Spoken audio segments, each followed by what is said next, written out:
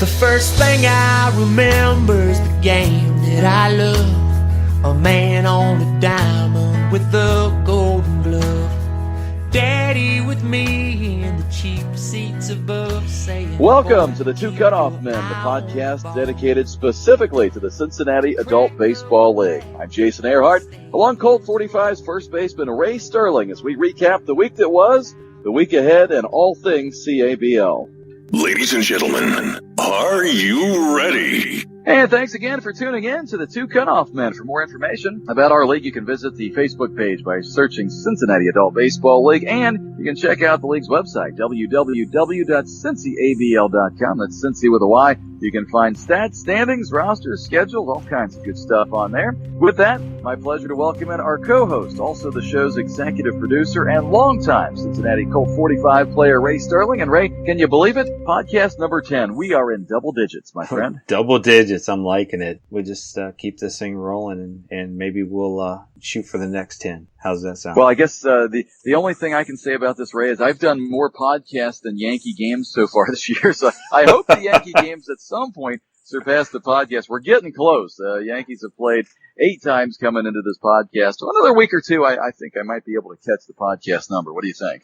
You get caught up there, and then hopefully the number of games I get to play, or at least get to be into, will catch up. So, at least I've been able to make the podcast, whether it be late or not. We've been able to do that even with my crazy travel schedule here so far this year. But looks like that maybe died down some. So hopefully I'm all baseball from here on out. Well, a lot of good games on the docket this past week to look at, Ray. We had doubleheaders in 3 different spots, including where you guys started out at North College Hill, doubling up with the Brewers and the Sting. Yeah, we had Brewers first up, and then the Sting second up. Was able to take the doubleheader on Sunday. Took down the Sting 9-8 in a walk-off fashion, which was pretty nice. Philpott with the walk-off hit, take care of the Sting. Next week we'll be able to cover up a little rematch of that game. Yeah, it's another back-to-back game there. We have one of those ourselves. We were talking about the games. We had a pair of games out at Sycamore on Sunday. In the first game,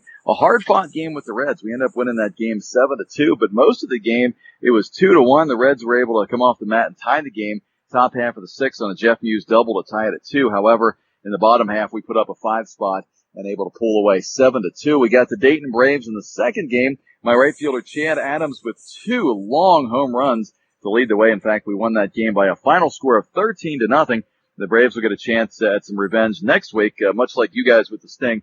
Kind of a weird quirk in the schedule. We'll play them again next week. It was kind of we were playing on Sunday because of the rain early in the year, so that's kind of why these games happen in that manner. But the rainouts, we're trying to get some of them in right now and trying to catch up a little bit on those games. Well, how is it that we go from all the rain and the way it is to all of a sudden blistering heat? Oh, I know. 1,000 degrees out there. Well, at least the fields are dry. So yeah. There's that. Bulls played the Reds and they also played the Braves, so we kind of switched spots over there on our games. The Bulls were able to beat the Braves 5-1 in the first game. Justin Crosby picks up the win on the mound for the Bulls, and in the second game, the big comeback, they beat the Reds 13-12, and Crosby, he comes off the bench, throws a couple innings, he gets the win in both ends of the doubleheader. How about that? Nice game, nice day, or 2 games actually. Come out there and have 2 back-to-back ones and pull away 2 wins. So, and get them back on track there. So, hey, the one thing before we move on to the next games, though, we got to cover is. I didn't want to push onto it too much because it was a little bit of a down game against the Brewers, but we do have our J of the week. Oh yes, so we can't let that get by. You want to do do the honors and read this out? Well, the Jay Lowry comments for the Colts game, they read as follows: Dearest Isabel. Again, I like the name there. Today, Captain Weigel led a ragtag group of guerrilla mission to battle the horsemen. I guess that's you guys. His tactics befuddled the enemy, but alas, they were overwhelmed by the larger forces thrown at them. Many songs will regale their bravery. That's pretty good. Well, I can tell you this, that Captain Weigel, Darren Weigel, big fan of the show. I talked to him a while back. He's listening, remiss in the fact that you were not at that game. Those guys were telling me, hey, we wanted to meet Ray Sterling and get his autograph, and not there, but Captain Weigel, Iggy Perez, and Scott Compton all listening to the show, telling them they love the podcast. And so if you hear who Captain Weigel is, that's who Jay's talking about. Yeah, I hated missing that game. That would have been a fun one to be at, because I know somehow I think I might have been able to make it into that into one of Jay's little things there somehow. But yeah. Oh, and anybody needs autographs. I'm signing $5 each. That's all right. Yeah. But that's reasonable. It pays for itself in a hurry. You could put them on eBay and get 50 cents out of them. So. Yeah, and I'll tell my grandkids to keep buying them off of eBay. Good ROI there, for Yeah. sure. Yeah. So we go into the regular schedules of the games. No doubleheaders. We had our non-doubleheader games going on, and we had the Tigers and the Knights. And how about Tigers coming out 16-6 over the Knights at Franklin? Yeah, second time they've beaten the Knights this season. The Tigers able to get the run rule again, and we talked about off the air, you and I. How about Dorian West? How about the day he had? Have a day. Yeah, no kidding. Nice day. 3 for 3 inside the park home run. Also had a triple and 3 RBIs that day. So he's going to be battling up there with a few other ones, actually. A lot of guys had some good days on Sunday, and so it's going to be a tough one to choose that player of the week this week. It is. And I give a shout-out to our guy Tom Hammond, who was on the show just a few weeks ago. He had 3 hits. Manager of the Tigers able to get 3 hits. So I'm sure he was excited to get that big 3-hit day, and the Tigers able to turn it up on the offense. Another big offensive day, Ray, out at Deer Park High School. 20-4. Wow. Mudcats, they've been going back and forth here this season, and all of a sudden they just kind of light it up again, didn't they? Yeah, beat up on the Dragons by a final score of 20-4. 21 hits in 4+ innings. Our good friend Rick Sherrick picking up the win. Rich with 4 innings pitched, he gets the W, and one of our Florida teammates there with a big game. Yeah, Rich has been he's a Colt during our World Series time down there in the Roy Hobbs World Series down in Florida. So hate playing against him when we're up here. Great guy, Rich, and I really like Rich, and but I'm glad to see him doing well. Just when he's not pitching against us. Exactly. As long as he's not pitching against us, it's good to see him doing well. Sure. Yeah. He had a pretty good game out of McNick. The Hustle doubled up on the Meridians by a final score of 6-3. And this was kind of one of those bounce back games for the Hustle. The week before, they were just pounded by the Sting. They gave up 19 runs. You and I were both a little surprised by that. This was certainly a gut check. They go out and beat the Meridians 6-3. And Brian Sand, who throws incredibly hard, played for UC. Still pretty young, about 30 years old. He goes out there, 5 innings of 3-hit baseball to shut the Meridians down, while Jake Brown, Tim Jarrett able to close it out. So big win for the Hustle. They win that game by a score of 6-3, and looks like they might be starting to right the ship a little bit. Yeah, that's a good game out there, and take down the Meridians, and especially with Miller, Miller on the mound. That's pretty good to be putting up some runs against them. So good game out there. Yeah, so the Hustle beat the Meridians and double them up. Out at Loveland, it was the Hooks. Not surprisingly, they beat the Flying Tigers by a final score of 13-1. The Hooks pretty much do this to everybody, but Trey Berriman gets his first win as a Hook. Adam Kirkendall, a pair of doubles, 5 RBIs, and Joe Flick also with 3 hits, 3 RBIs. So big day for the Hooks. But we can pretty much say that every day. Big day for the Hooks, because they seem to do it every time. I got to tell you though, the Hooks. We had Crafty on the show a couple weeks ago, and he talked about their defense and stuff, and I mean they've always hit, and we talked about that up and down the lineup, but I don't know what it is. This year they are putting up some numbers. I mean, it's just like every week we're seeing double digits on these games. It's crazy. I know they're making a mockery of the league. Already out there, 8, 9, 10 wins, undefeated, running up that record. Just looks like Crafty's got himself another really good team with the Hooks again this year. No surprise there. Yeah, we'll have to see if somebody can come out and take them down and knock them off that block there a little bit. How about that game, the Expos and the Orioles at Heritage? 6-2. Expos 6-2 win. Big win for the Expos. They tell you what, this is a team hanging around that 500 mark. Really weren't too terribly sure what they had, but they're hanging out. Justin Pribble, he's running the team. He threw 6 innings, gave up 2 runs. And Wagner coming out of the bullpen with a 3-inning save. So the Expos, and this is what I like to look at, Ray. These are 2 up-and-coming teams here. I think the Expos and the Orioles. A lot of young guys on both teams, and they both showed some pretty good results so far this year. The Expos, put together a new team this year coming from the Blue Jays, like we've talked about. We knew, going in, it's going to take a little time to get the ship going right. And, see this here, they're showing that they're going to be a tough team, come towards the end of the year and moving on. So good win out there with the Expos.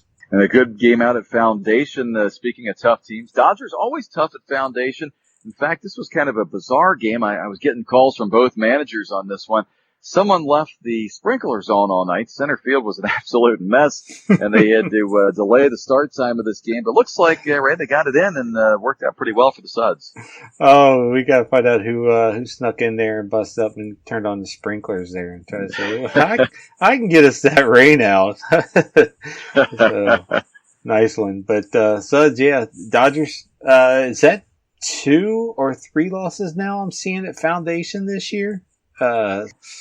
Guys are starting to come along and be ready to play out there. Well, and they have an inordinate amount of games at Foundation this year. Jerry Lauer out at Hamilton Parks District gave us an absolute ton of games out there. So Dodgers are going to get their fair share of losses, but they're going to get a lot of games. I think he gave us like 37 dates or something out there. So wow. Love to have that field. Hardly ever rains out, and Dodgers lose to the Suds by a final score of 6-1. Dan Kusakari, 8 innings pitched, 7 Ks, only allows 4 hits, and you shut down the other team to 1 run. Pretty good chance you're going to win a ball game. Yep. And how about so it was part of the other Sting playing their doubleheader. They had Deerfield out at Finneytown. Sting playing well at Finneytown. Yeah, they beat Deerfield. It doesn't surprise me necessarily that they won, but the margin, how about that? 11-0, and Finneytown just a house of horrors for Deerfield. They continue to lose badly out there. They've had some struggles playing at that particular field. Mark Bogan shoots a 4-inning shutout ball, and Chow closes it out with the 5th inning, and the Sting win this game in just a 5-inning ball game. Zane Vogelsang, he had 3 hits, 2 RBIs, while several other guys were able to get some big hits there en route to 13 hits for the Sting, and big game. Sting winning that 11-0. Yeah, Deerfield, you're not alone there at Finneytown. We have the same kind of thing going on at Finneytown as well. For some reason, it seems like there's a hex over that field for us. So same thing. But yeah, I was surprised 11-0. That was a big surprise of that game. Yeah, it's funny. You look at certain fields. I know there was a stretch for a number of years. My Yankee team, it was that way every time we went to Testerman. Weird things would happen. You'd hit a ball, it would ricochet off somewhere, or they would find holes, and a lot of that had to do with playing a good team in Deerfield. But this curse that you guys have with Finneytown, we've had that in the past at other places. Most recently, what I remember is Testerman. I remember the year we finally broke the curse. We played a doubleheader out there and beat those guys twice, and finally. It broke like a 6-game losing streak out there or something. It was insane. You guys could stop blaming the field finally. So we picked up a couple games on the short week with the holiday. We had 4 teams that wanted to go ahead and get some games in, try to pick up a couple extra ones from the rainouts, and we played on Tuesday and Wednesday night. Tuesday night, we had the Expos and the Stings at Finneytown, and as Jay would do, well, I'll add one in for a little shout-out for Jay, and the Expos topped over the Stink 9-5. Little shout-out there for Jay, but Expos playing well, and Sting, coming off that 11-run output, needed a few more on Tuesday night, but just didn't get them. Yeah, I talked to Shao a little bit after this game. He told me his starting pitcher had to be scratched late right before the game started, so they were kind of scrambling a little bit. And this is the second time they've lost to the Expos. So Expos coming out there, beating the Sting, sweeping the season series. They won the first game 3-1 back in May. So how about that? Expos with a pair of wins over the Sting this year, and that's big time. A couple of wins keeping them near 500, and not really any highlights entered by the Expos, but they did a good job catching the ball, apparently, according to the Stings right up there. It says Expos played flawless D. And, good job out there getting that 9-5 win. Yeah, it was a good game. Had the Wednesday night, we had the other game. I'll let you cover this one. And again, there's that number up there with the Hooks. That Finneytown curse, 17-1. Hooks beat the Suds. It was a 6-2 ball game going to the 6th inning, but the Hooks put up an 11 spot and made this one pretty much a blowout. They were able to hit multiple home runs. Joe Flick, Adam Kirkendall, Ben Ramsey, Aaron Thomas, all with home runs. Zach Heil pitched a complete game, 1 earned run, and the Hooks just taking it to the Suds by a final score of 17-1.